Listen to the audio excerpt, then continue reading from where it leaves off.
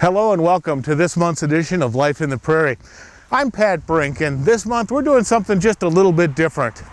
We've been doing Life in the Prairie for the past 18 months, and we've done a lot of good stories in that time, but I'm not sure everybody's seen those good stories. So we're going to do a best of show today. And the first story is all about disc golf, and it's done by Heidi Sire. That's the sound that golfers like to hear. Disc golfers, that is. The disc golf craze has caught on here in Eden Prairie. Many people are giving the popular sport a try at Starring Lake Park's disc golf course. The disc golf course here at Starring Lake started out with a petition from a couple of local high school kids that asked if we couldn't develop a disc golf course in Eden Prairie someplace. Disc golf is a sport that involves throwing a disc towards steel target baskets. The game begins with driving from a designated tee area. The player then continues towards the target by throwing the disc from the spot where the previous throw has landed. A successful putt delivers the disc into the target. Like regular golf, disc golf entails maneuvering around obstacles such as trees. I've had to climb a tree about twice to get broke down, and it's not been fun, so. It's been fun to watch. Disc golf is scored in the same fashion as traditional golf. The Eden Prairie course has 9 holes and generally takes disc golfers less than 25 minutes to complete. The hopes of getting that coveted hole-in-one brings players back to the course. Bring your kids out. The discs you can use just a common frisbee, although there are standard discs that you can buy at a couple places here in Eden Prairie, and you can get into the sport as much as you want to. The city of Eden Prairie has one request for those using the disc golf course. Pick up your trash, carry it out with you. That's the one thing that we do tend to find is people are great at hitting the targets, but they can't hit the trash cans. And by keeping the disc golf course and other park facilities in good condition, the future of the Eden Prairie parks will stay right on target. For Life in the Prairie, I'm Heidi Sire. Well, if that story got you interested in disc golf, come on out here to Starring Lake and give it a try. It's a lot of fun. Heidi Sire also has our second story. This story is about a boxing school right here in Eden Prairie.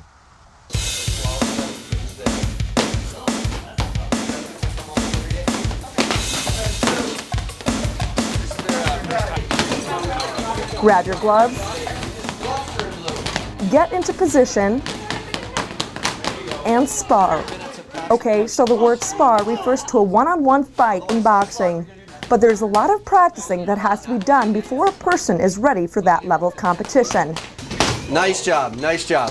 There's a lot of training, technique, and talent that goes into boxing. And there's no place better to learn that than Westside Boxing in Eden Prairie. The gym trains everyone from beginners to regional champions. Training begins by participants learning a number of basic punches. So this is a jab, and then the cross, and then the hook. The basic punches are then put together into combinations. So if you're in a boxing situation, you can put together many different combinations at once, as well as develop the confidence as the fighter. And then those combinations are used when boxers are ready to spar. A lot of times we'll have people, if they don't have a partner, if we have an odd number, we'll put somebody on a station so they keep their blood rate going, they keep moving. Through a combination of station training and partner training, boxers gain skills that will help them not only in the ring, but outside of it as well. A lot of confidence, knowing like you can do what you want to, like set your goals and stuff like that. Though you might think of boxing as a male-dominated sport, owner Tony Rockwell says he wouldn't underestimate women boxers' abilities. Believe me, these girls can punch as hard as any boy in here, I know. He also says that boxing will help girls in high-pressure situations. No means no, and they can back it up. Though the reasons that people choose to take up boxing vary, many take up the sport to get in shape and lose weight. Regardless of whether participants are seeking to become the next regional champion or just out to have a good time, Westside Boxing is helping them get their punch right on target. For Life in the Prairie, I'm Heidi Sire. Well, after a pugilistic story like that, let's go to something just a little bit more refined. In this case, it's the St. Paul Chamber Orchestra, and despite its name, it plays right here in Eden Prairie.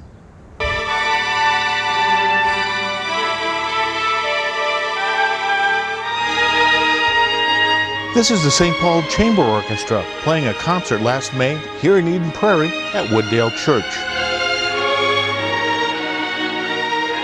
Many people are surprised to hear that the country's only full-time chamber orchestra plays part of its schedule right here in Eden Prairie. But the reason is clear. The orchestra wants to serve more people, and especially younger people and families, and also to bring classical music to a wider audience. We want to bring more people in. We want to make it affordable. I mean, entertainment or fun costs money, but it doesn't have to cost that much. I mean, we only make about 25% of our revenue for the orchestra on tickets anyway. So we thought just make it affordable, make it okay for people to spend a little money to come to our entertainment. Ticket prices have dropped from $47 to just $25 or $10. And the Chamber Orchestra has introduced a children's ticket that runs just $5. Pricing has always been an obstacle all over the country with classical music and other arts organizations. It seems a bit daunting to some people to buy a single ticket is, you know, it's more than a movie. So to make it more accessible, we lowered the price of our neighborhood concert. Before the concert last May, Sarah Lewis tuned her cello. The instrument she's played with the chamber for the last 7 years. She, like all the other musicians, had to pass a rigorous series of auditions before becoming a part of the orchestra. We live together, we breathe together. It's such a physically and mentally challenging business that, you know, and you have to trust the people around you, you know, when you're playing as a group, it's a team. New this year, the Chamber Orchestra has added Friday morning coffee concerts here in Eden Prairie. Well, the Friday morning coffee concerts, as we call them, which we have pastries and coffee before the show, and to sort of get people in the mood and slow them down a little bit so they can relax and listen to a concert. The first of the 4 morning coffee concerts will happen September 3rd at 10:30.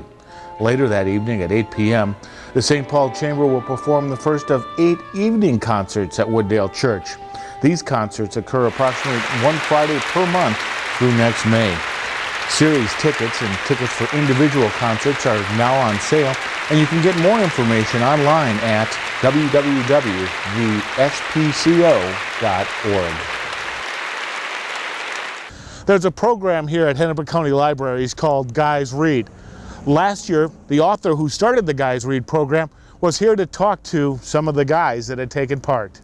John Sheska's first book, The True Story of the Three Little Pigs, has now sold more than 4 million copies, and it's been translated into 12 languages. But it took a good deal of effort to get it published. But when we sent it to the publishers with the story and the painting, then they said, definitely not now. We really don't like this, because this is disturbing. Now, with more than 20 books published, as well as a decade of experience as an elementary teacher, Sheska has begun a program to encourage boys to read more. I started the program Guys Read just when I noticed when I was in school that a lot of boys were kind of slipping and not becoming readers. And I think the biggest thing we can do is to let kids read more different kinds of literature and maybe define literature a little more broadly. Sheska also encourages dads to get more involved, to be a role model, and to read to their children. To create the Guys Read book, Sheska asked 90 authors to write something very short about being a guy. One of the stories in that book was written by David Lubar and is about what happened at Take Your Kids to Work Day. And he said, we just got in 2 new copiers. Shoot. When he said that, I realized I'd forgotten to bring anything to copy. It's always fun to run off a couple hundred copies of a cartoon and pass them out at school, but I didn't have anything with me. Wait, that wasn't true. I had my little brother, Nicky. The Guys Read program has been around for nearly 4 years. In Hennepin County, more than 400 guys took part in the Guys Read activities last summer. But the program itself started out small. Thanks. I started just as a website and got recommendations from people about what do boys really like to read. Because I think that's at the heart of the program. If we can just hand a book to a guy and say, a lot of other guys have liked this, you might like this too. That's a great place to start. Perhaps the reason that John started this effort is that he's still just a little boy and has never really grown up. But I have a special place in my heart for Stinky, just because you get to say the words stinky and stupid in the title. The Stinky Cheese Man and Other Fairly Stupid Tales. And there's an award on it, like who would have thought? And by the way, this year there's also a girls read program going on at the library, so boys or girls, call the library, find out more about this great program. Well, on a beautiful day like today, it's hard to believe that just a few months ago this was all covered in ice and snow, and we were out here doing a story on ice fishing. We'll show you that story when we come back. We'll also tell you about Santa at the mall and a woman who collects music boxes right here in Eden Prairie. All that coming up next on this edition of Life in the Prairie. Oh, a typical Minnesotan creates about 6 pounds of garbage each and every day. Every day? Yeah, but who wants to be typical anyway? Not me. All right, well, did you know, just think of some of the things that could end up in your trash that could be recycled. Like newspapers, or maybe pop cans, or plastic milk jugs. Wow. But don't put things like, well, you know, juice boxes, or pizza boxes, or the plastic bags. None of that. None of that should go in the recycling. Ooh, okay. You know, you could make a difference now and a long time into the future. Recycle, will you? You know, collections can come in all shapes and sizes. You might collect baseball cards or coins or flowers or, as this woman showed us, music boxes. It was 38 years ago that Sunny Rainers began her collection of music boxes.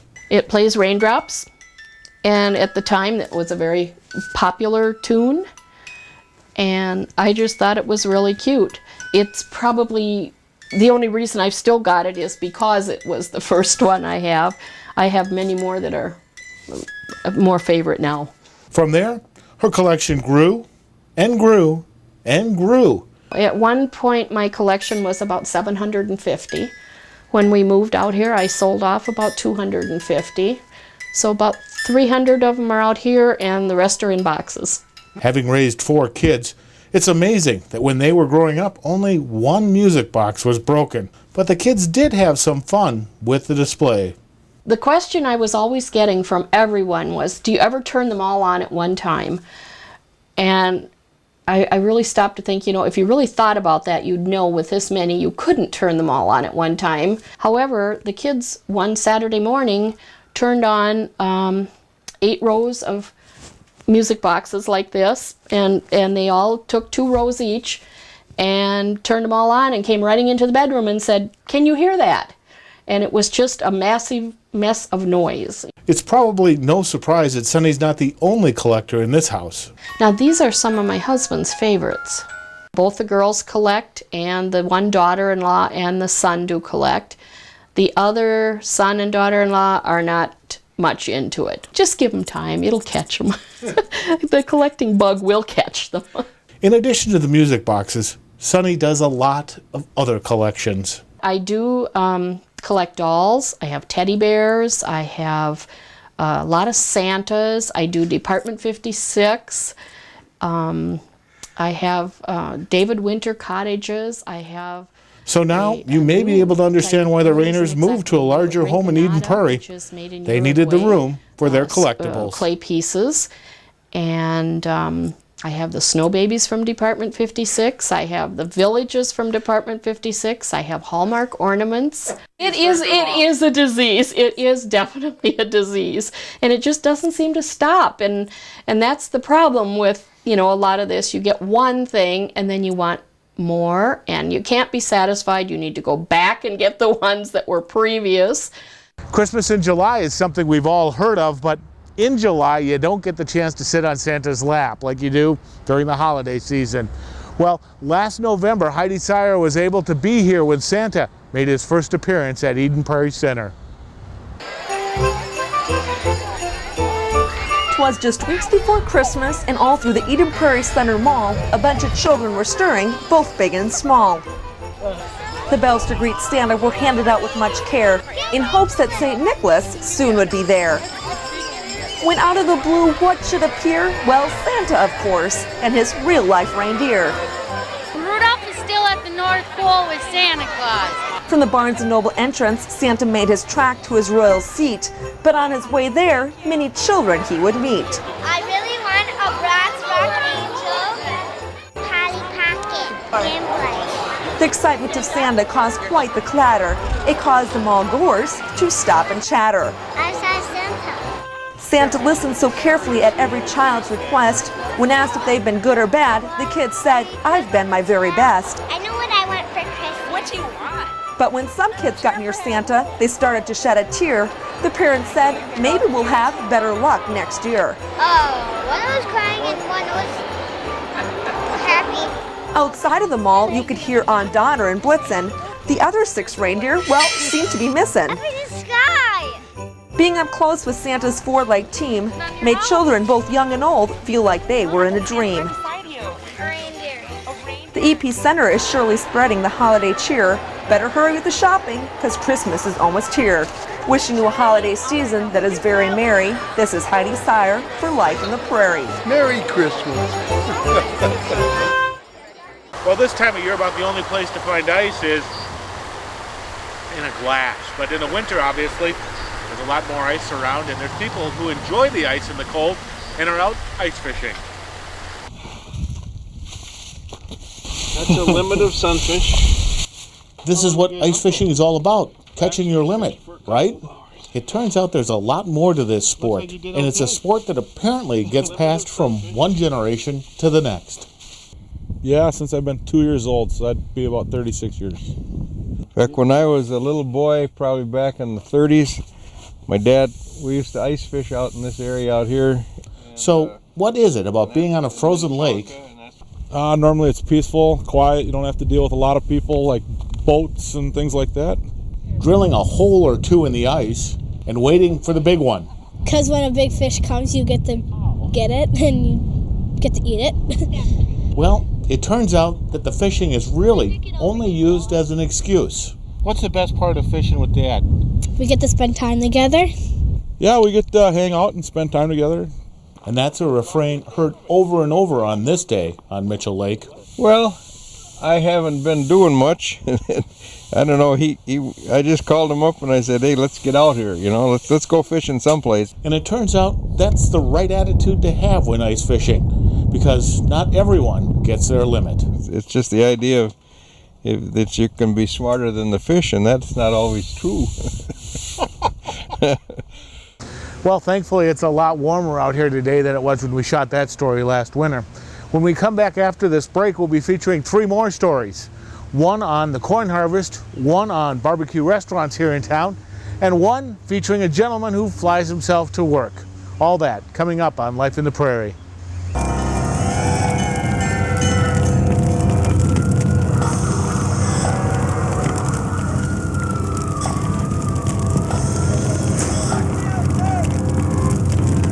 You may think you'd have to be a man of steel to be a firefighter. But you don't even have to be a man.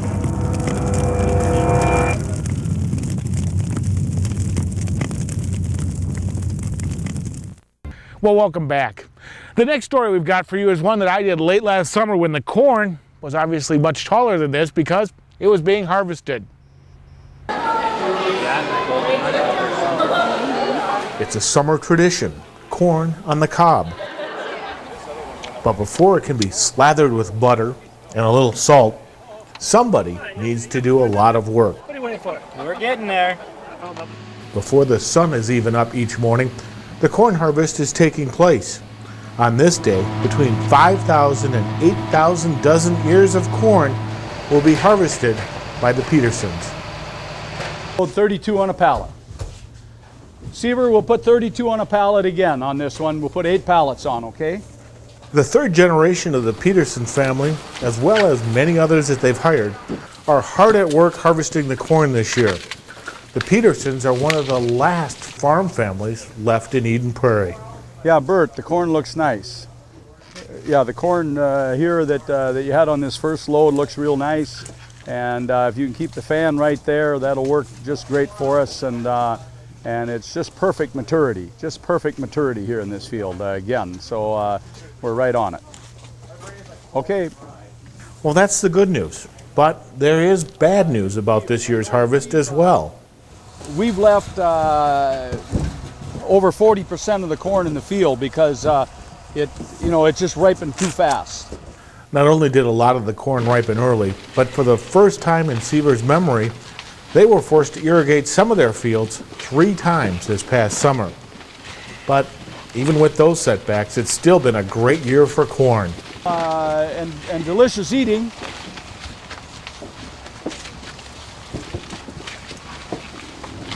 That's good corn. At the family's gazebos in cities throughout the Twin Cities, And the cucumbers are 75 cents each or 2 for $1.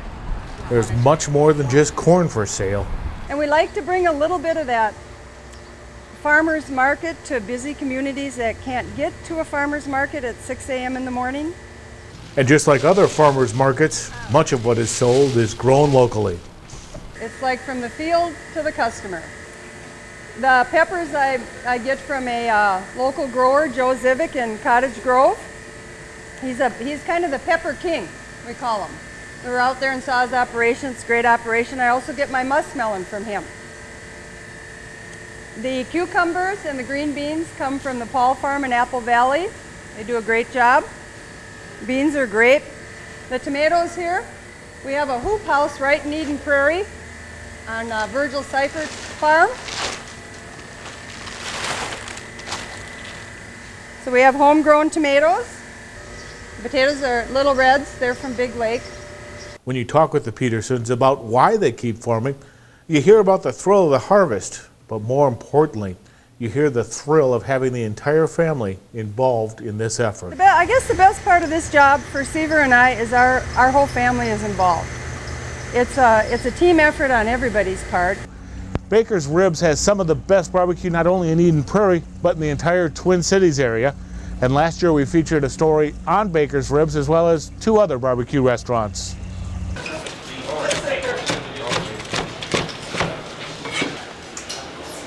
What kind of dressing would you like? We have ranch, blue cheese, and Caesar.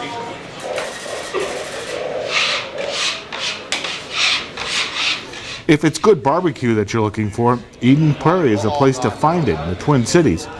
Minneapolis-St. Paul magazine's March issue ranked the 10 best barbecue places in the Twin Cities, and 3 of them have a restaurant or their corporate headquarters right here in the city. Famous Dave's ranked number 8 on the Minneapolis-St. Paul list and number 1 on the magazine's readers poll. And while the company is headquartered here in Eden Prairie, it does not have a restaurant in the city. But just up the road in Minnetonka, Famous Dave's has one of its larger restaurants. Dave Anderson started his business 10 years ago with 1 restaurant in Hayward, Wisconsin. Today, Famous Dave's has more than 100 restaurants in 26 states and is planning to open about 25 more this year. Over the last decade, Famous Dave's has worked hard to become the first national barbecue chain, and Minneapolis-St. Paul recognized it for its St. Louis-style pork ribs.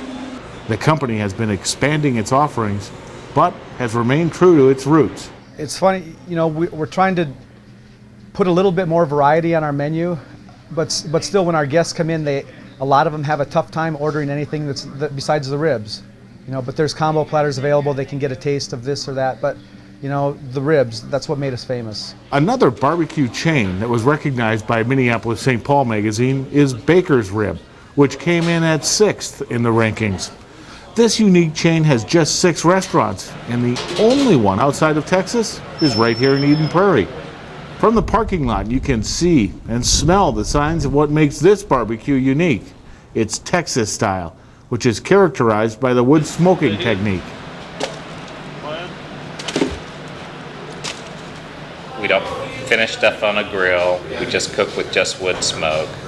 And our sauce is served on the side, so you get the taste of the meat. Killian says he saw an opportunity for the Texas-style barbecue in Minnesota and opened the Eden Prairie restaurant 10 years ago when he moved here from Dallas.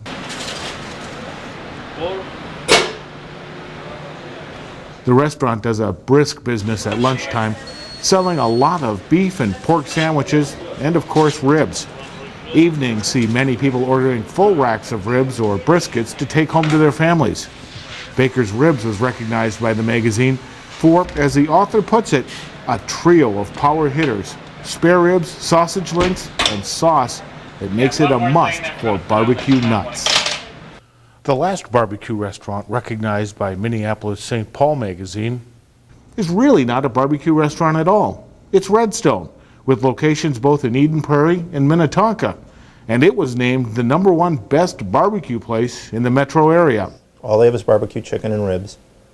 They were both good, and so their side dishes are good, and so they scored real highly. They are not a complete barbecue restaurant, though, and if you go just down, well, basically across the street to Baker's, you find a restaurant that has a much wider variety of barbecue.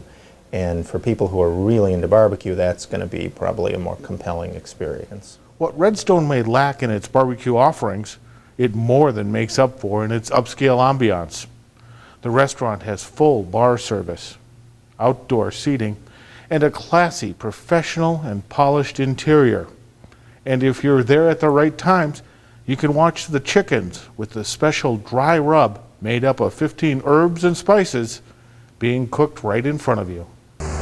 Well, traffic's always a pain, but you know, there is one way to avoid it. You can fly to work like this guy does. Cars, construction, and chaos.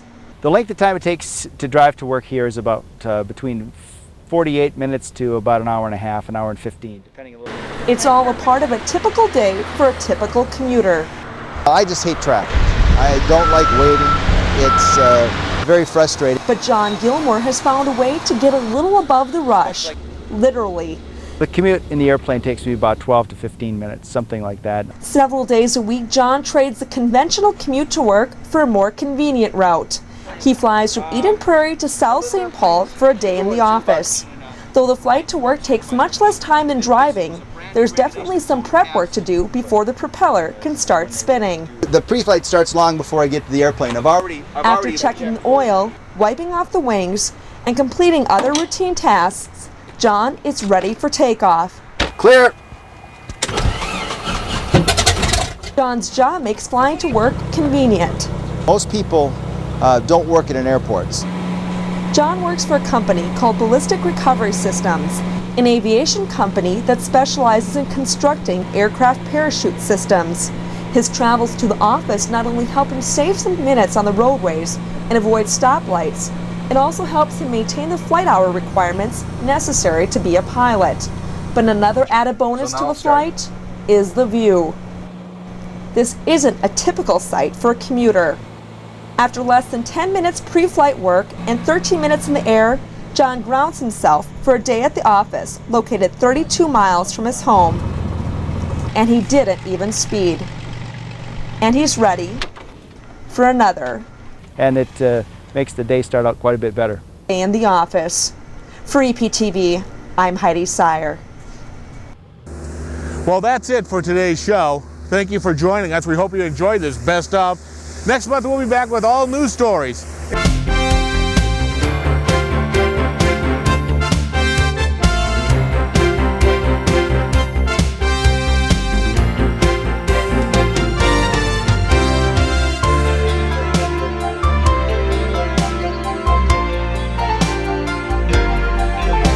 Do you have a Life in the Prairie story idea? Give us a call at 952-949-8434 or email communications@edenprairie.org.